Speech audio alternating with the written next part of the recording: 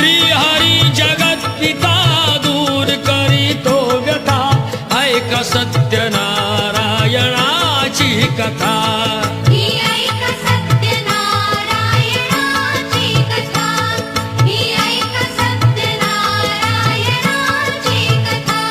मुकुराजा होता महाथोर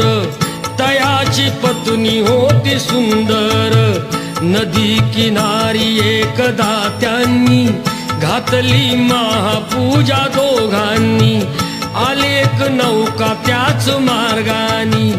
नाव भरलेली पूर्ण द्रव्यानी होती व्यापारी साधू बाण्याची रीत पाहण्यास आला पूजनाची उल्का मुकुत्यास बोले ऐकावे व्रत नारायणाचे अचरावे मनो